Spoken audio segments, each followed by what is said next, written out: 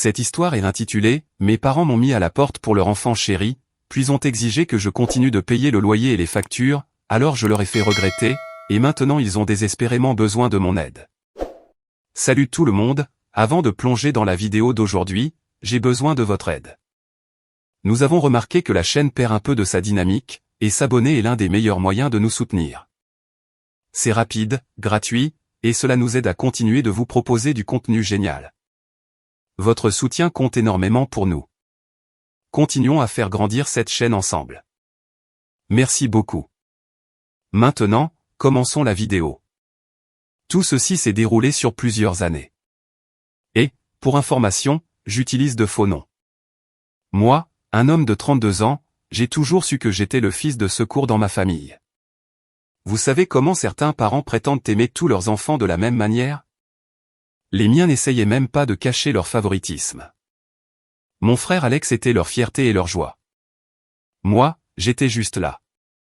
En grandissant dans notre quartier de classe moyenne à Minneapolis, ma mère rayonnait littéralement chaque fois qu'Alex entrait dans une pièce. Elle accaparait des gens au hasard à l'église ou à l'épicerie pour se vanter du dernier exploit d'Alex, pendant que je me tenais là, comme une putain d'ombre. Quand il est parti à l'université de Northwestern, elle a été déprimée pendant des mois. Sans exagérer, elle l'appelait tous les jours, comme si elle était en manque. C'était honnêtement pathétique à voir. Ce n'était pas qu'il me détestait. C'est juste que je n'étais pas Alex. Lui, il était bruyant, il jouait au football et attirait toute l'attention avec sa personnalité charismatique, c'est-à-dire en étant une grande gueule insupportable. J'étais plus réservé, mais tout de même athlétique. J'ai fait de la lutte au lycée, et je me suis même classé 2 fois au niveau de l'État. Mais, d'une manière ou d'une autre, mes trophées ont fini au sous-sol, tandis que les rubans de participation d'Alex au football à l'école primaire avaient une place de choix dans le salon. Je ne plaisante même pas. Ce type avait un certificat de « meilleure progression » du football de CM1 accroché dans le couloir jusqu'à ce que je déménage. J'ai compris assez tôt que, peu importe ce que j'accomplirais, je ne serais jamais à la hauteur de Saint Alex à leurs yeux. Même quand j'ai obtenu mon diplôme avec mention en gestion d'entreprise et que j'ai décroché un bon poste dans une société de distribution d'équipements médicaux, la réponse de ma mère a été « C'est bien, chérie. Tu as entendu qu'Alex pourrait avoir une promotion dans sa boîte de marketing. » Notez bien qu'Alex avait déjà été pressenti pour une promotion environ 5 fois, et, bizarrement, il ne l'avait jamais obtenue. Probablement parce qu'il passait plus de temps à réseauter dans les bars qu'à réellement travailler. Mais mes parents ne l'auraient jamais reconnu. Le pire, c'est que je l'acceptais. Je pensais que c'était comme ça que les familles fonctionnaient. Quelqu'un doit être l'enfant chéri, et quelqu'un d'autre la roue de secours. Devinez quel rôle m'a été attribué. Quand j'avais 23 ans et que je travaillais depuis environ 1 an après l'université, mes parents m'ont annoncé ce qu'ils pensaient être une bonne nouvelle. Ils prenaient leur retraite. Maman avait enchaîné les petits boulots à temps partiel dans des magasins de vêtements pendant des années. Et papa en avait marre d'être expert en assurance. Leur plan génial? Je reviendrai vivre à la maison pour aider, jusqu'à ce qu'Alex ait des enfants. Ensuite, il déménagerait au Colorado pour être près de lui. Avance rapide de 5 ans. Alex n'avait toujours pas produit les petits-enfants qu'il désirait tant. En fait, il était en grande difficulté. Lui et sa femme, Megan, arrivaient à peine à payer leurs factures à Denver. La dernière fois que je l'ai vu, c'était il y a 2 Noëls, où il a passé tout le week-end à se plaindre de son appartement, de son patron, et en gros de toute sa vie, tout en portant des vêtements de marque qu'il ne pouvait pas se permettre. Il se pointait avec des jeans à 300 € et des montres neuves, tout en se plaignant que le système l'empêchait de réussir. Il m'a à peine adressé la parole, me traitant comme si j'étais le chien de la famille, juste là pour faire partie du décor. Pendant ce temps, c'est moi qui tenais le tout debout. J'avais gravi les échelons pour devenir directeur régional des ventes, j'avais commencé à payer un loyer pour aider avec leurs dépenses, je m'occupais de la maison, du jardin, de tout. J'ai même rénové leur salle de bain et construit une terrasse dans le jardin de mes propres mains. J'ai posé ces planches en composite qui ne font pas d'échardes et ne pourrissent pas. J'ai fait toutes les rambardes moi-même, tout le tralala. Ma vie n'était pas parfaite, mais elle était stable. J'avais un bon groupe d'amis, je jouais dans une ligue de hockey amateur, et je sortais avec des filles quand j'avais le temps. Mais peu importe ce que je faisais, ma mère parlait toujours d'Alex comme s'il était un don du ciel. Quand j'ai décroché un gros contrat qui a augmenté ma commission de plusieurs milliers d'euros, la réaction de ma mère a été de me demander si je pouvais prêter de l'argent à Alex, car il traversait une mauvaise passe. La mauvaise passe en question étant qu'il avait loué une BMW qu'il ne pouvait pas se payer et paniquait maintenant à cause des mensualités. Et ce n'était ni la première, ni la 5e fois qu'il me demandait de le renflouer. Chaque réunion de famille était le Alex Show. S'il daignait appeler pendant les fêtes, tout le monde se pressait autour du téléphone comme si le président était en ligne. S'il condescendait à nous rendre visite, mes parents passaient des semaines à se préparer, achetant ses plats préférés, nettoyant son ancienne chambre comme si la reine d'Angleterre allait séjourner. Pour mon anniversaire, maman faisait un gâteau en boîte. Pour l'anniversaire d'Alex, elle passait 3 jours à cuisiner tous ses plats favoris et invitait toute la famille élargie. Puis tout est parti en couille. Il y a quelques mois, Alex a perdu son travail. Comme lui et Meghan vivaient déjà d'un salaire à l'autre, utilisant leur carte de crédit au maximum pour maintenir leur image, ils étaient complètement foutus. Ma mère a réagi comme si c'était la meilleure nouvelle du monde. Sans blague. Elle trépignait presque sur sa chaise au dîner. C'est parfait. S'est-elle exclamée. Alex et Meghan peuvent emménager ici le temps qu'ils se remettent sur pied. Et peut-être qu'une fois installés, ils commenceront enfin une famille. Mon estomac s'est noué. La façon dont elle l'a dit rendait évident qu'elle attendait ce scénario précis depuis des années. Pas une seule fois elle ne m'a demandé ce que j'en pensais. On s'attendait juste à ce que j'accepte tout ce dont Alex avait besoin, comme toujours. Je me souviens avoir fixé mon assiette, poussant ma purée de pommes de terre en pensant, et c'est reparti. Alex foire tout, et tout le monde se plie en 4 pour lui. Ça a empiré. Quelques nuits plus tard, ils m'ont convoqué pour une réunion de famille. Ils voulaient que je déménage. Il n'y a tout simplement pas assez de place pour tout le monde, a dit maman avec cette fausse voix douce. D'ailleurs, il est temps pour toi de te concentrer sur la recherche d'une femme et de fonder ta propre famille. Mais voilà le clou du spectacle. Ils s'attendaient toujours à ce que je continue de payer le loyer, même après mon départ. Je suis resté assis là, avec l'impression d'avoir reçu un coup de poing en plein ventre. Pendant 5 putains d'années, j'avais mis ma vie en pause pour les aider. J'avais été le responsable, pendant qu'Alex vivait sa vie à des centaines de kilomètres. Et maintenant, il me mettait dehors pour que le Golden Boy et sa femme puissent prendre ma place. Papa a dû voir que j'étais sur le point de perdre mon sang-froid, car il a rapidement dit que je devais prendre mon temps pour y réfléchir. Mais je n'avais pas besoin de temps. Pour la première fois de ma vie, j'ai vu mes parents pour ce qu'ils étaient vraiment.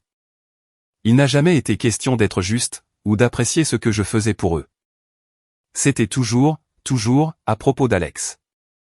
Je me souviens avoir demandé, d'un ton très sérieux, alors, si je comprends bien. Vous voulez que je déménage de la maison que j'entretiens et pour laquelle je paie, pour qu'Alex puisse s'installer? Et vous voulez toujours que je paie un loyer après mon départ? Maman a eu l'audace de répondre, eh bien, nous avons des revenus fixes maintenant, et Alex aura besoin de temps pour trouver un nouvel emploi. Ce ne serait que jusqu'à ce qu'il se remette sur pied. Et ça prendra combien de temps? Ai-je demandé. Elle a agité la main d'un air dédaigneux. Oh, tu connais Alex. Il est si talentueux. Il trouvera quelque chose en un rien de temps. C'est ça, comme toutes les autres fois où il était sur le point de percer. J'avais déjà entendu cette chanson. Le lendemain matin, ce vide s'était transformé en pure rage. Je n'arrêtais pas de rejouer chaque dîner de famille où il parlait d'Alex au lieu de me demander des nouvelles de ma promotion. Chaque fois que maman montrait son vieux maillot de lycée aux visiteurs, tandis que mes trophées de lutte prenaient la poussière dans le garage. Chaque signe que je n'étais qu'un remplaçant, en attendant qu'ils puissent récupérer leur enfant chéri. Et maintenant, ils me voulaient dehors, mais s'attendaient toujours à ce que je paie leurs factures. Hors de question. Je n'allais plus être leur distributeur de billets.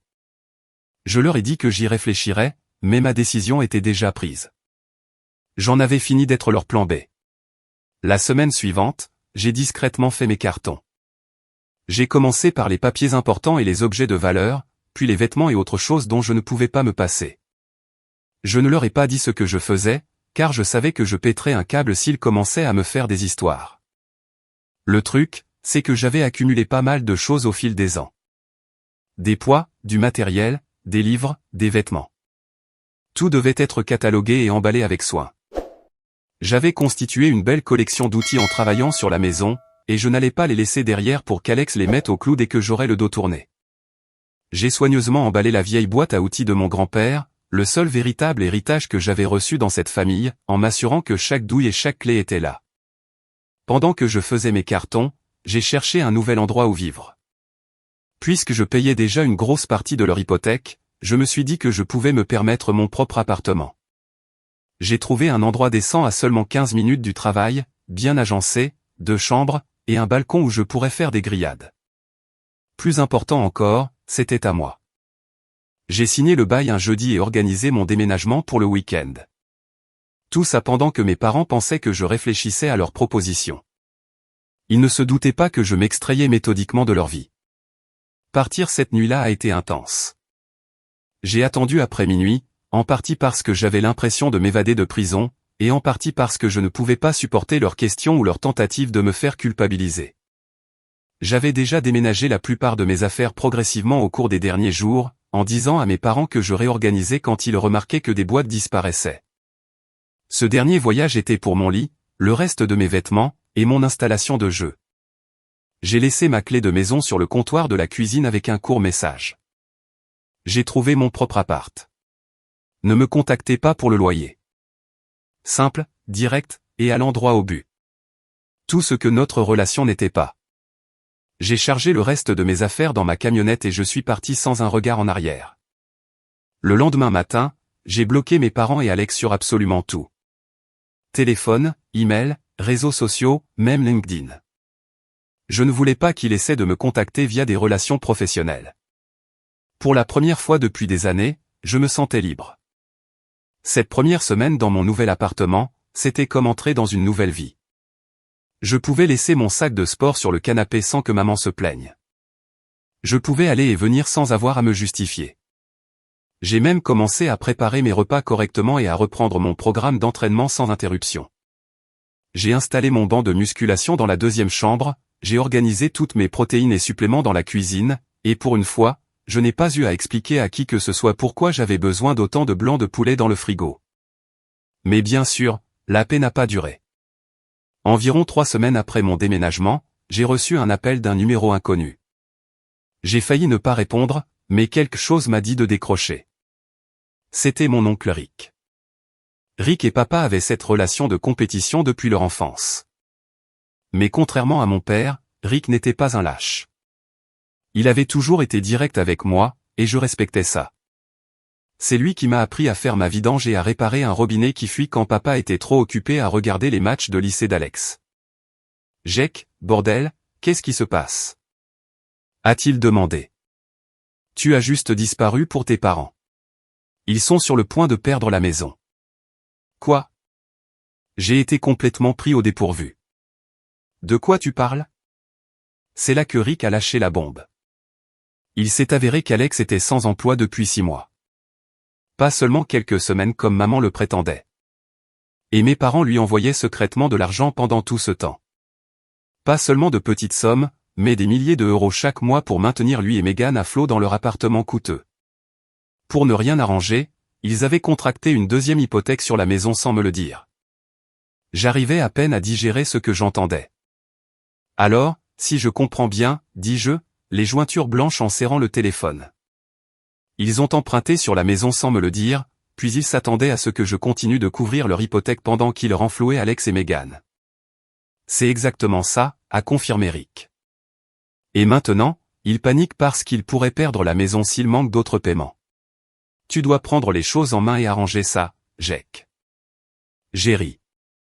J'ai vraiment ri. Arranger ça? Pourquoi est-ce que ce serait ma responsabilité? Ce sont tes parents, Jake, a rétorqué Rick. La famille prend soin des siens. Vraiment? Où était Alex quand ils avaient besoin d'aide? Il les saigne à blanc depuis des années, pendant que c'est moi qui maintiens un toit au-dessus de leur tête. Rick est resté silencieux. Il savait que j'avais raison. Écoute, Rick, j'apprécie ton appel, mais ce n'est pas mon problème. Ils ont choisi Alex, comme ils le font toujours. Maintenant, ils peuvent assumer les conséquences. Après avoir raccroché, Je suis resté assis là, sous le choc, la vérité s'enfonçant en moi comme une pierre. Toutes ces fois où ils disaient qu'ils étaient un peu justes ce mois-ci, ou me demandaient si je pouvais participer un peu plus pour les charges. Ce n'était pas parce que leur retraite ne suffisait pas. C'était parce qu'ils envoyaient de l'argent à Alex dans mon dos. Pendant que je faisais des heures supplémentaires pour les aider à joindre les deux bouts, ils encourageaient le mode de vie irresponsable d'Alex. La trahison m'a profondément blessé. Vraiment, putain, profondément. Pendant des jours, j'ai essayé de tout digérer. Plus j'y pensais, plus je me sentais trahi et manipulé.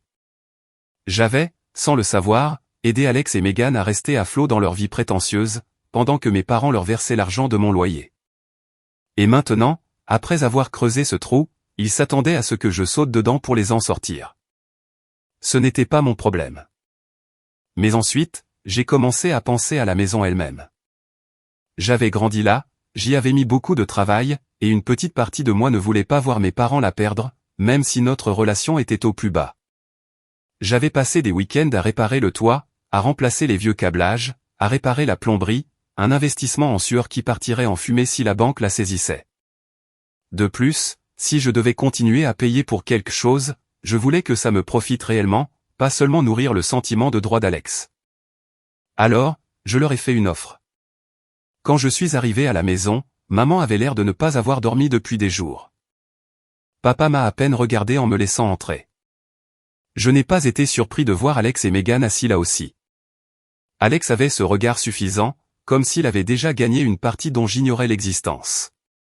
Il avait pris du poids et portait une montre tape à accent graveleuil qui coûtait probablement plus qu'un mois de loyer. Alex, typique. Fauché comme les blés, mais obligé de maintenir les apparences. Je suis au courant pour la deuxième hypothèque, ai-je dit d'emblée, debout, les bras croisés, en observant leur visage. L'expression pleine d'espoir de maman a immédiatement viré à la culpabilité. Alex a juste froncé les sourcils, l'air confus. Rick m'a tout dit, ai-je ajouté. Maman a soupiré. Rick devrait se mêler de ses affaires. Peut-être, mais je suis content qu'il ne l'ait pas fait. Sinon, je n'aurais toujours aucune idée que vous utilisiez mon argent pour payer les dépenses d'Alex.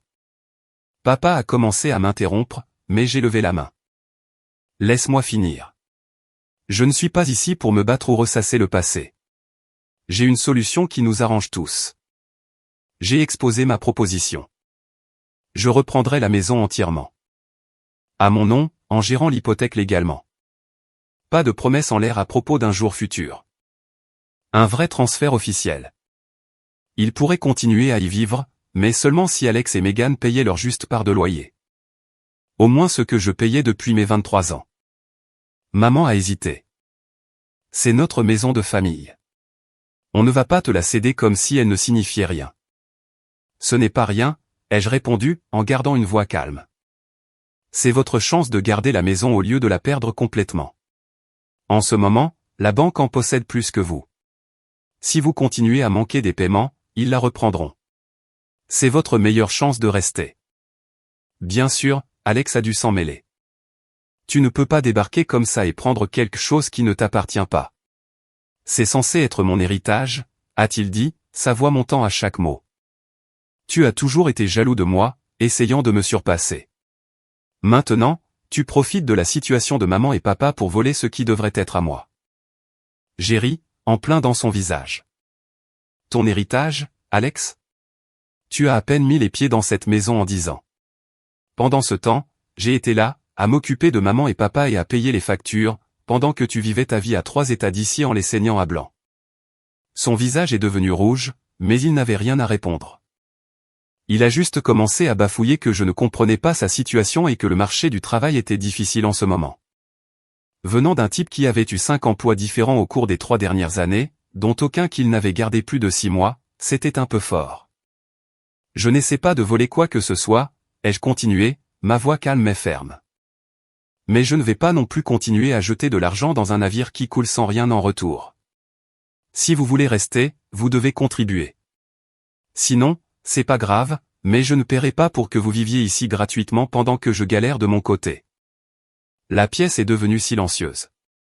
Finalement, papa a parlé. On va y réfléchir. J'ai hoché la tête. Prenez tout le temps dont vous avez besoin, mais n'oubliez pas que la banque n'attendra pas. Vous avez déjà des mois de retard sur les paiements. C'est la seule façon d'obtenir mon aide. » Alors que je me tournais pour partir, Alex n'a pas pu s'empêcher de lancer une dernière pique. « C'est n'importe quoi, » a-t-il marmonné. « Tu as toujours essayé de prouver que tu étais meilleur que moi. » J'ai juste souri. « Je n'ai pas besoin d'essayer, Alex. J'ai juste besoin d'être là. » L'expression sur son visage était priceless. Je pense que c'était la première fois de notre vie que je lui tenais tête aussi directement. Maman a eu un hoquet, comme si j'avais giflé quelqu'un. Et papa a juste regardé le sol. Mais ça faisait du bien. Putain de bien de dire enfin ce que je pensais depuis toutes ces années.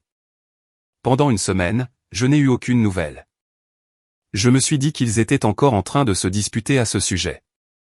Ou, plus probablement, qu'Alex essayait de les convaincre de tenir bon pour une meilleure offre, ou de trouver un autre pigeon pour les renflouer.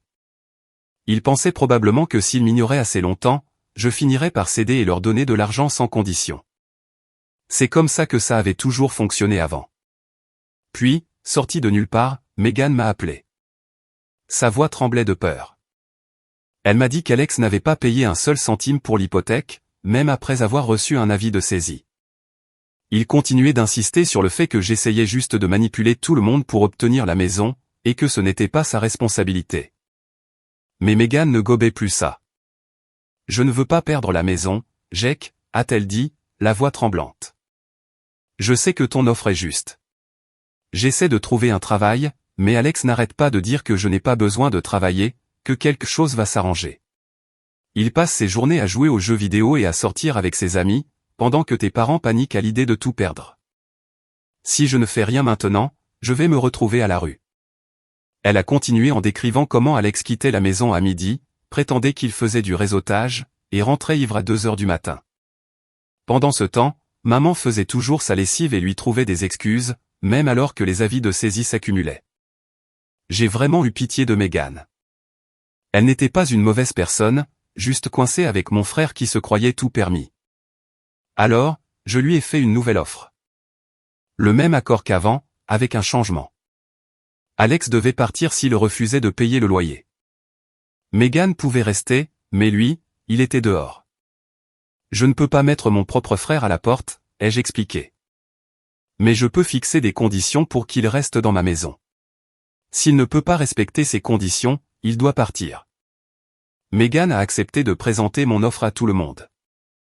Une partie de moi se demandait si elle n'espérait pas secrètement qu'Alex refuserait, pour avoir une excuse pour s'éloigner de lui. La réunion suivante a été un bordel monstre. Dès que j'ai mentionné le loyer, Alex a complètement pété les plombs. Il a bondi de sa chaise, a renversé une tasse de café, et a commencé à hurler toutes les insultes qui lui venaient à l'esprit, me traitant de bâtard avide et disant que je manipulais tout le monde. Il s'est même mis face à moi, essayant de m'intimider, mais je n'ai pas bougé. J'avais supporté ces crises de colère toute notre vie, et je n'allais pas reculer maintenant. « Tu te crois tellement meilleur que moi » a-t-il crié, son visage à quelques centimètres du mien. « Tu as toujours été jaloux parce que maman et papa m'aiment plus. C'est de ça qu'il s'agit, n'est-ce pas? Tu es toujours ce petit gamin pathétique qui ne supportait pas de ne pas être le favori. » Je n'ai pas mordu à l'hameçon. Il ne s'agit pas de savoir qui est le favori, Alex. Il s'agit de responsabilité. Tu as eu la vie facile toute ta vie, et maintenant l'addition arrive. Va te faire foutre, a-t-il craché. Je n'ai pas besoin de ta charité. Je vais réussir d'un jour à l'autre. J'ai des pistes. Les pistes ne paient pas l'hypothèque, ai-je dit simplement. Maman et papa ont essayé de jouer les médiateurs, mais il était évident qu'ils prenaient toujours son parti.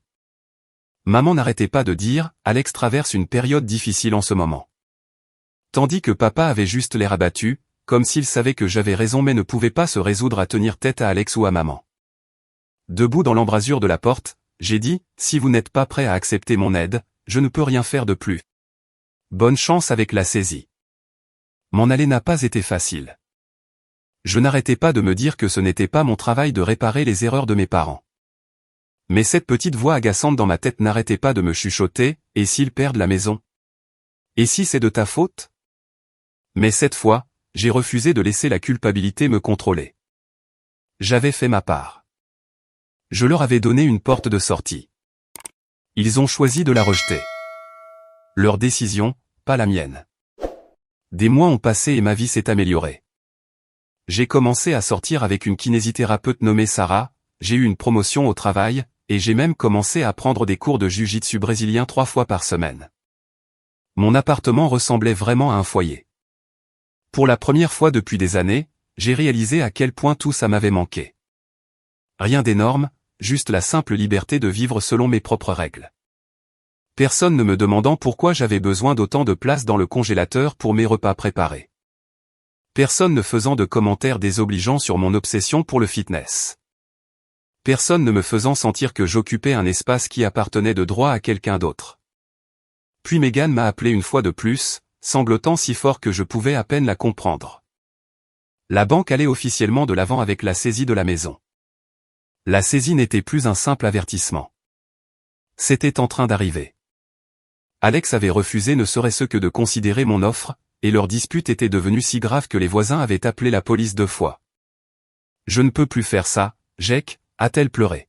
« Je n'ai nulle part où aller. » Alex a épuisé le plafond de toutes nos cartes de crédit, et ses amis ont arrêté de le laisser dormir sur leur canapé. Tes parents ont des problèmes de santé à cause du stress. La tension de ta mère est montée en flèche et ton père a l'air d'avoir vieilli de 10 ans en 3 mois. S'il te plaît, s'il y a un moyen pour que tu puisses aider. Elle m'a raconté comment Alex avait menti à tout le monde, prétendant avoir des entretiens d'embauche qui n'ont jamais existé. Il avait même emprunté la carte de crédit d'urgence de papa et accumulé des frais dans des bars et des restaurants. Lorsqu'on l'a confronté, il a explosé de rage, criant que tout le monde était contre lui et qu'il méritait mieux que ça. J'avais pitié de Megan. Mes parents et Alex avaient créé ce désastre, pas elle. J'ai décidé de tenter une dernière fois. Mais cette fois, il n'y avait aucune place pour la négociation. J'achèterais la maison entièrement, mais le titre de propriété devait être transféré à mon nom immédiatement. Alex, Megan et mes parents pourraient rester, mais Alex devrait payer un loyer. S'il refusait, il devait déménager. Et j'ai bien précisé que je ne couvrirais aucune des autres dépenses d'Alex. C'est ma dernière offre, ai-je dit à Megan. Ils peuvent la prendre ou la laisser, mais je ne céderai pas. À ma grande surprise, mes parents ont finalement accepté. Je suppose que leur peur de perdre la maison était plus forte que leur besoin de protéger l'ego d'Alex.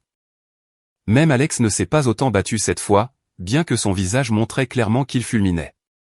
Le jour où nous avons signé les papiers, transférant la maison à mon nom, était surréaliste.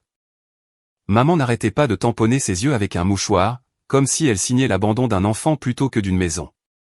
Papa avait juste l'air vaincu. Les épaules affaissées, signant là où l'avocat indiquait sans même lire les documents. Alex n'était pas là. Il n'avait pas daigné se présenter pour quelque chose d'aussi important. Typique. Et juste comme ça, je suis devenu le propriétaire de la maison où j'ai grandi. La maison que j'aidais à payer depuis mes 23 ans. La maison qui était censée être mon héritage un jour. Ce jour était enfin arrivé, mais pas de la manière dont nous l'avions tous imaginé. Au début, l'ambiance était tendue à crever. Megan passait toute son énergie à essayer de calmer Alex. Alex me parlait à peine, sauf en cas d'absolue nécessité, marmonnant dans sa barbe chaque fois que je passais. Il faisait tout un cinéma en claquant les portes et en piétinant chaque fois que je venais voir comment ça allait. Mes parents gardaient leur distance, ce qui était honnêtement un soulagement. Maman prenait cet air de martyr, comme si elle souffrait en silence chaque fois que j'entrais. Papa se contentait de hocher la tête et de se retirer dans le garage. Mais le problème a commencé presque immédiatement. Alex n'a jamais payé de loyer, pas une seule fois. Chaque mois apportait une nouvelle excuse. Il attendait un entretien. La voiture de Megan avait besoin de réparation. Ou ma préférée, il ne trouvait pas juste de payer un loyer dans la maison où il avait grandi, car c'était son droit de naissance. Le premier mois, j'ai laissé passer. Urgence familiale, a-t-il prétendu. Le deuxième mois, je lui ai donné un avertissement. J'attends juste un chèque, a-t-il insisté. Le troisième mois, je lui ai donné un ultimatum. Tu n'es pas raisonnable, a-t-il argumenté. Je lui ai donné bien plus de chance qu'il n'en méritait. Après 3 mois de ce bordel, je l'ai finalement expulsé. Pas juste un « dégage » verbal.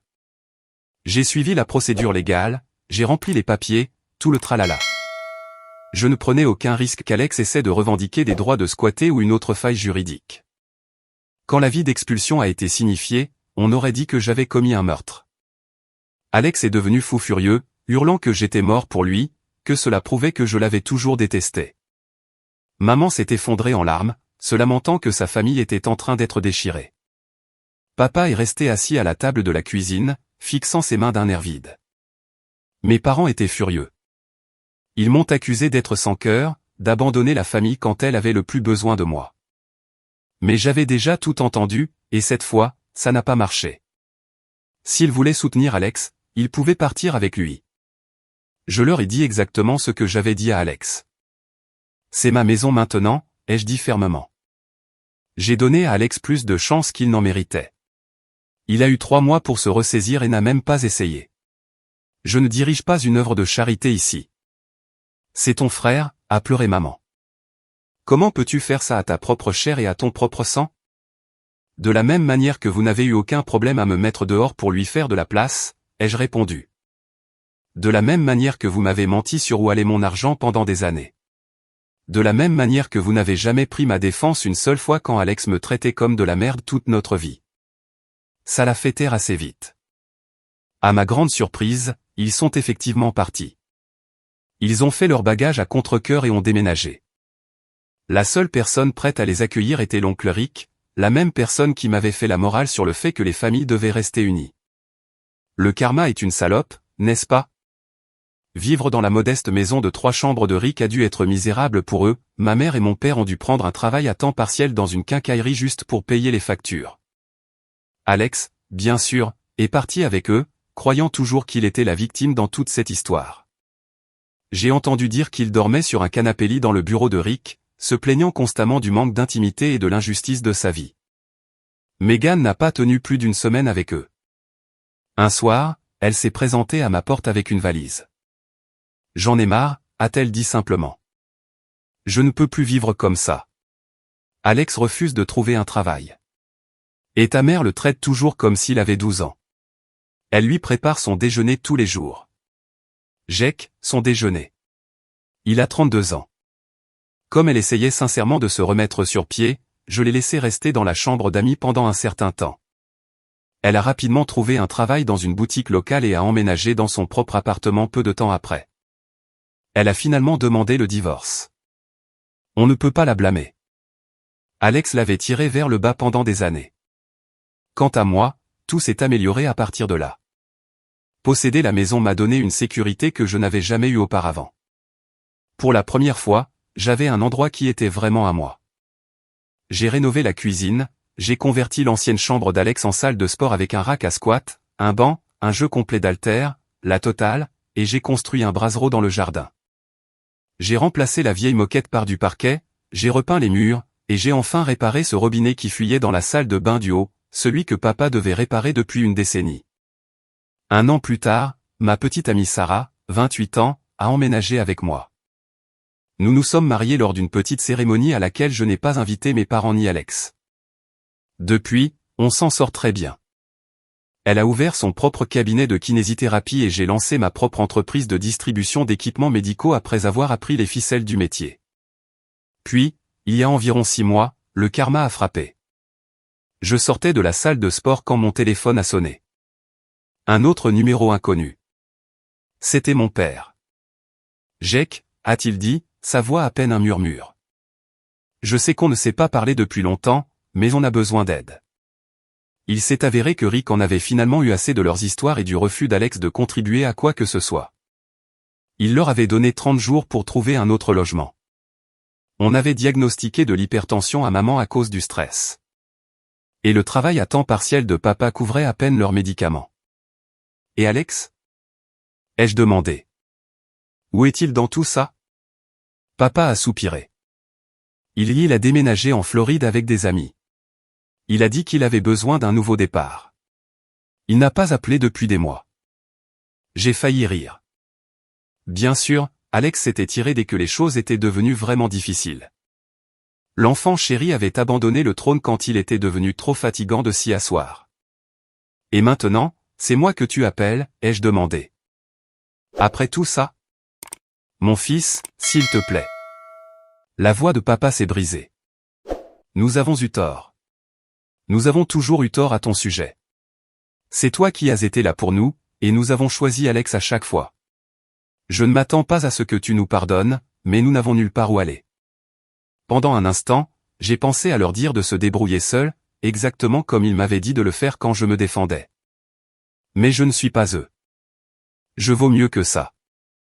Il y a un petit appartement au-dessus du garage que je suis en train de rénover, ai-je finalement dit.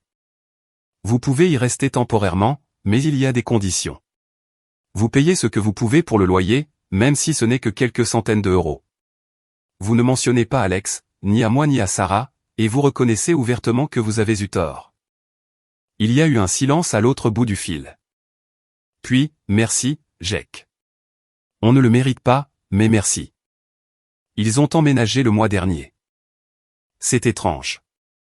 Maman a pleuré quand elle a vu toutes les améliorations que j'avais apportées à la maison. Papa m'a serré la main et m'a regardé dans les yeux pour la première fois depuis des années. Il marche sur des œufs autour de moi, ce qui est un renversement complet de la situation d'avant. La semaine dernière, j'ai surpris maman au téléphone avec une de ses amies de l'église. Mon fils Jake a sa propre entreprise maintenant, disait-elle avec ce même ton fier qu'elle réservait autrefois uniquement à Alex. Il a toujours été le plus responsable. Ça ne devrait pas avoir d'importance, mais d'une certaine manière, si.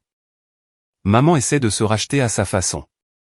Elle apporte parfois le dîner ou propose d'aider Sarah avec le jardin. Papa a été plus direct. Il s'est assis avec moi le week-end dernier et s'est excusé. Il a dit qu'il avait toujours été fier de moi, mais qu'il ne savait pas comment le montrer. Il a dit qu'il avait laissé l'obsession de maman pour Alex dicter notre dynamique familiale pendant trop longtemps. C'était trop peu, trop tard à bien des égards, mais c'était quelque chose. Quant à Alex, aux dernières nouvelles, il s'est fait virer de son job de barman à Miami et demandait à nouveau de l'argent à maman. Elle lui a dit qu'elle ne pouvait plus l'aider. Des petits pas, je suppose. Il y a 2 semaines, j'ai reçu un email d'Alex. Juste une ligne. J'espère que tu es content maintenant que tu as retourné tout le monde contre moi. Je n'ai pas répondu. Il n'y avait plus rien à dire. Parfois, je me demande si j'ai été trop dur avec eux. Mais ensuite, je me souviens de toutes ces années passées comme le second choix, le plan B, le filet de sécurité. Je refuse de continuer à être le responsable sans rien recevoir en retour. La maison qui devait être l'héritage d'Alex. C'est là que mon enfant grandira bientôt. Sarah est enceinte de notre premier, un garçon. Et croyez-moi, si nous avons d'autres enfants plus tard, ils seront tous traités de la même manière. Mise à jour. Putain de merde, ça a explosé pendant la nuit. Merci pour toutes les récompenses et le soutien. Beaucoup d'entre vous ont demandé des nouvelles d'Alex, alors voici les dernières. Il est de retour dans le Minnesota maintenant, vivant dans un appartement miteux et travaillant dans un magasin de téléphonie mobile. Il appelle toujours maman régulièrement pour demander des prêts que tout le monde sait ne seront jamais remboursés. La semaine dernière, il a eu le culot d'envoyer un message à Sarah sur Facebook, essayant de la convaincre de me raisonner sur les obligations familiales. Elle l'a bloqué immédiatement. Papa s'est en fait plus impliqué ces derniers temps. Il rénove l'appartement au-dessus du garage, le rendant plus confortable pour eux. Maman reste maman, elle trouve toujours des excuses pour Alex. Elle a toujours cet air de martyr parfois, mais elle fait un effort avec Sarah, ce que j'apprécie. Quant à moi, les affaires marchent bien. La grossesse de Sarah se passe bien et je dors très bien la nuit, sachant que j'ai enfin tenu bon pour moi-même. Certains d'entre vous m'ont traité de connard pour la façon dont j'ai géré les choses, et peut-être que je l'ai été. Mais après plus de 30 ans à être le paillasson de la famille, ça me va. Mise à jour 2. Pour ceux qui se posent des questions sur Megan, elle va très bien. Elle a son propre appartement, a commencé à suivre des cours à l'université communautaire, et sort avec un type bien qui a un vrai travail. On prend encore un café de temps en temps. Elle est en fait en train de devenir amie avec Sarah, ce qui est un rebondissement que je n'avais pas vu venir. Et oui, j'ai changé tous les noms dans cette histoire. Non pas qu'Alex lirait un jour quelque chose de plus long qu'un tweet, mais mieux vaut prévenir que guérir.